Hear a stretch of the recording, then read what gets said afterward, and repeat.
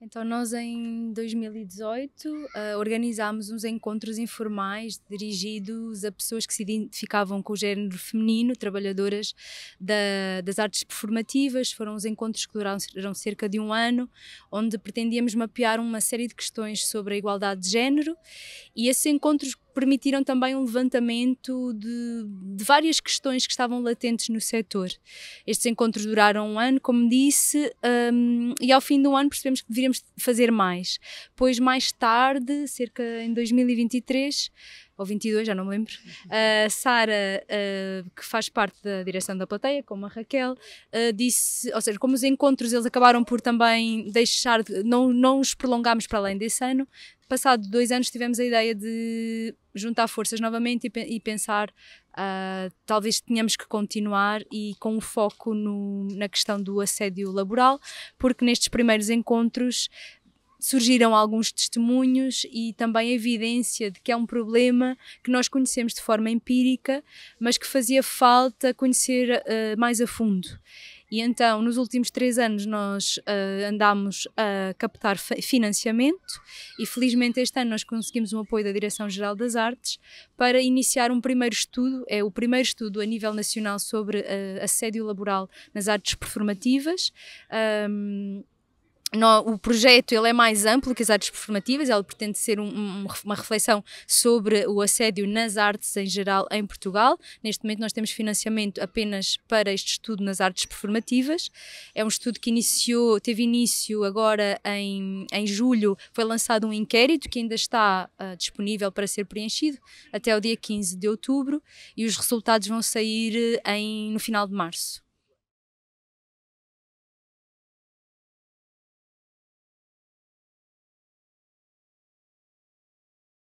Sim, primeiro falando do nome, que acho que é uma pergunta super que ainda não nos tinham feito, é muito giro. Ele surgiu não só pela ideia de mudança, mas também a mudança de uma. Não é uma muda quando tu tens uma planta e pegas numa parte dela e tens uma muda para criar uma nova forma de uma nova planta. Veio primeiro daí, depois percebíamos que tinha um potencial no nome, na ideia de mudança, claro, e de mudarmos e tudo mais, mas vinha com essa ideia de talvez criarmos uma nova forma, uma muda nova de estarmos a trabalhar no meio artístico, de termos outras formas de estar nas salas de ensaio, de estarmos em ambientes de trabalho, mas também em salas de aula. Portanto, veio dessa vontade, veio dessa curiosidade. Nós gostávamos de, primeiro, uma das coisas mais urgentes é pensar o que é que existe, que leis é que já existem para nos protegerem. Portanto, já percebemos, temos vindo a perceber que há muita desinformação. Portanto, existem algumas ferramentas que podíamos usar e que não são usadas. Por exemplo, cumprir a lei de uma minuta de boas práticas, de um código de conduta que todos nós deveríamos assinar e ter acesso quando começamos um trabalho, ou criar não é? Podemos criar colaborativamente quando iniciamos um novo trabalho. Com este estudo, assim mais concretamente, queremos fazer algumas ações de formação junto portanto, queremos que este estudo seja prático, não é? Que passe destes números, dos dados que nos vão informar, mas que depois cheguem diretamente às pessoas. Portanto, queremos propor algumas ações de formação concretas sobre que práticas é que podemos melhorar. O facto da nossa equipa deste estudo ter uma pessoa especialista em direito do trabalho, uma socióloga e 2 psicólogas, faz com que nós também temos esta vontade de fazer propostas de mudança na lei que ainda nos possam proteger mais, e que acho que é isso. Não sei se falta alguma coisa. Acho que também há uma coisa importante para nós, era antes de mais gerar um espaço de conversa e de debate sobre este tema, que é um tema tabu, é um tema delicado, que não é falado, nunca é falado, e esse é o primeiro passo, e que o estudo vai permitir falar sobre ele, e que talvez em cascata estas várias ações possam também trazer este tema para o debate público. Não, ia só dizer que uma das nossas intenções é também, depois do resultado do estudo, podermos elaborar, conjuntamente com o apoio das investigadoras, um manual de boas práticas que sirva de orientação para o setor.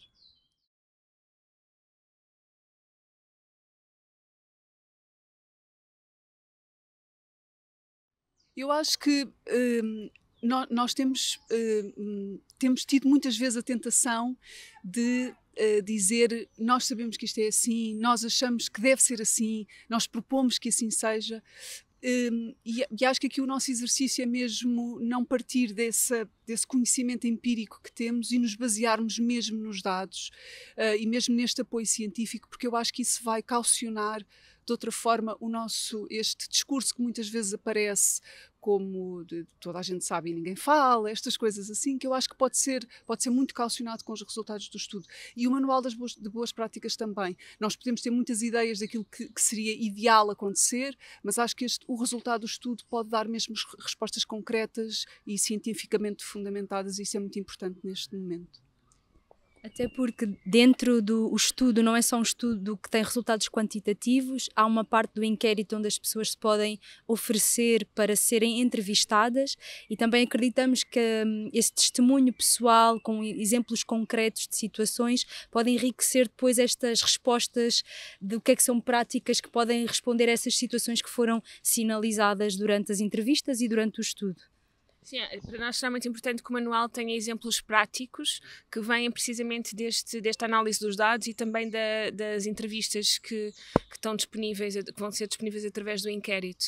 E também dizer que a própria experiência que também temos, que foi um dos nossos objetivos e que também temos recebido como feedback, e aqui incentivando as pessoas que ainda não inscreveram, que não participaram no inquérito ainda para participarem, que o próprio ato de responder ao inquérito tem é uma ferramenta também de reflexão. Portanto, temos recebido muito este feedback de eu sabia que tinha vivido algumas situações de assédio ou que tinha testemunhado, mas não tinha tanta informação, não sabia que tinha vivido tantas coisas assim. Eu não sabia o que era assédio moral, o que era assédio sexual, o que é que caracterizava o assédio laboral no meio das artes. Portanto, dizer também que o inquérito também tem essa ferramenta informativa.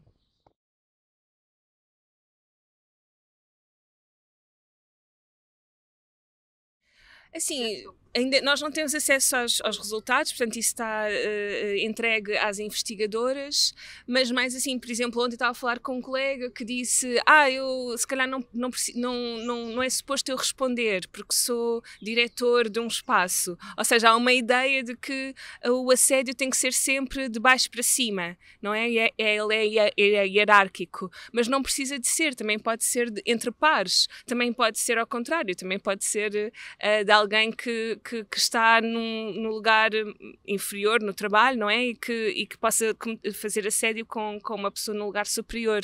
Mas, portanto, tem essa, ou por exemplo, também mais colegas mulheres, ou que se identificam com o género feminino, estão a procurar mais este inquérito do que homens. Isto sabemos nós pela procura e pelos comentários que nos fazem.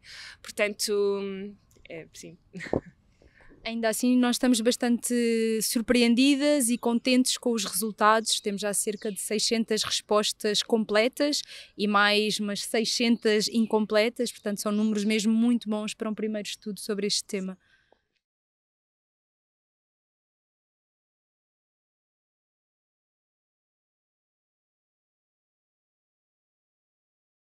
Por um lado, a questão da precariedade e dos tipos de vínculos laborais, ou seja, os contratos de muito curta duração, por exemplo, ou seja, ainda que a pessoa tenha um contrato e que seja, por exemplo, de muito curta duração, faz com que, se viver uma situação durante a vigência daquele contrato, os tempos para fazer a denúncia é só durante a vigência do contrato. Portanto, rapidamente a pessoa pensa, bom, se o meu contrato acaba daqui a 2 dias, eu não tenho sequer tempo de fazer uma denúncia e depois de haver uma ação inspectiva e depois de ser ressarcido por qualquer indemnização que eu possa ter.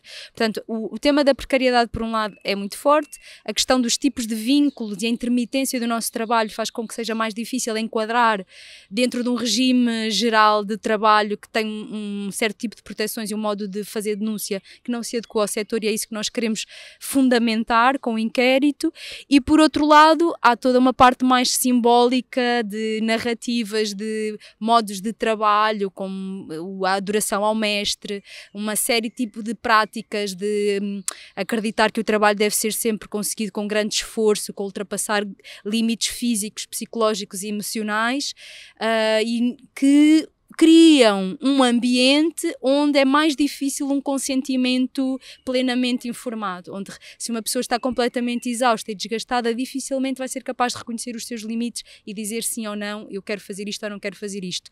E parece-nos também, e também daí a nossa insistência a que os estudantes possam responder ao inquérito, que parte destas práticas e narrativas, elas começam nas escolas e no modo como é ensinado o fazer artístico, e nós temos esta sensação, da nossa experiência pessoal e dos nossos colegas com quem falamos, mas gostávamos de ter dados mais concretos para também poder atuar mais precisamente e desconstruir estas narrativas.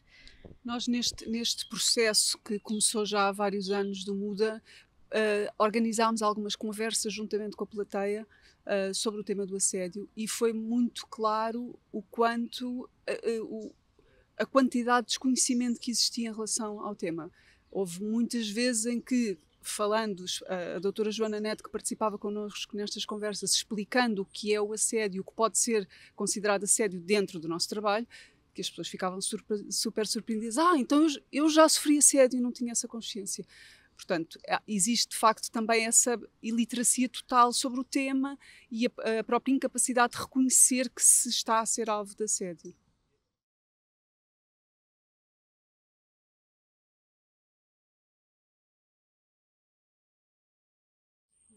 Eu acho que ainda há muito medo de falar sobre este tema, há muito receio das consequências, do que isso pode trazer, há muito receio de ser desacreditado,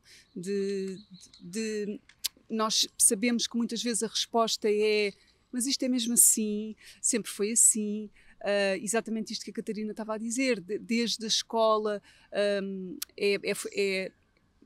é dito que aqui nós vivemos numa espécie de mundo à parte, onde há coisas que são permitidas que noutros contextos laborais não são. Pronto, e são tudo equívocos que se vão gerando e que fazem com que depois exista esse tal receio de poder falar. Ainda assim, acho que desde que nós começámos, sinto que é um tema que já se fala bastante mais, e de uma forma geral acho que as pessoas já estão mais informadas.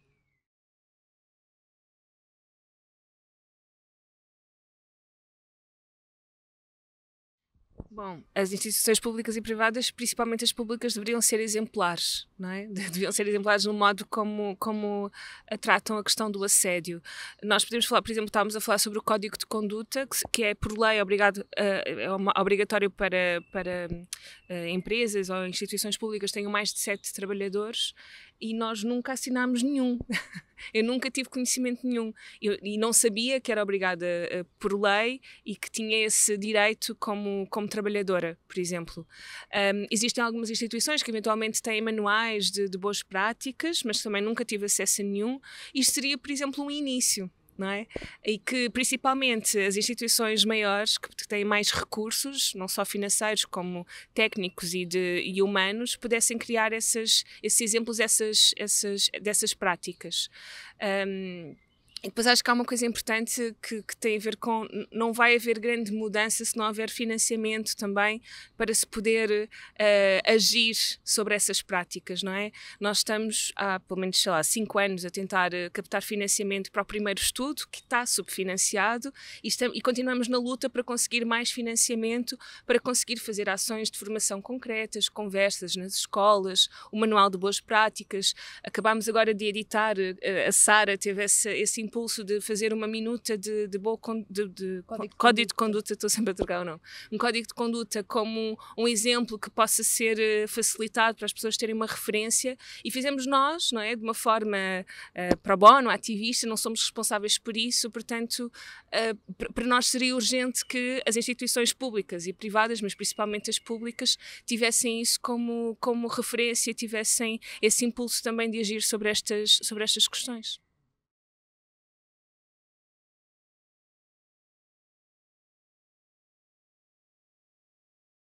Assim, para mim, né, acho que elas concordam com isso, o grande sonho é que mais nenhuma pessoa vive uma situação de assédio, não é? Ou que cada vez hajam menos pessoas a viver situações de assédio laboral, e quando dizemos assédio laboral é o moral e sexual, E seria fantástico, não é? Que mais nenhuma pessoa tivesse que lidar com esse constrangimento, ou que lidando soubesse de forma mais rápida como agir. Uma das coisas que a Catarina estava a dizer, não é? Estes contratos de trabalho são muito curtos, não só para fazer denúncias, como muitas vezes para reconhecer que vivemos uma situação de assédio, não é? Porque pode ser tão traumatizante e tão chocante que pode demorar anos e anos e anos a reconhecer que vivemos uma situação como estas.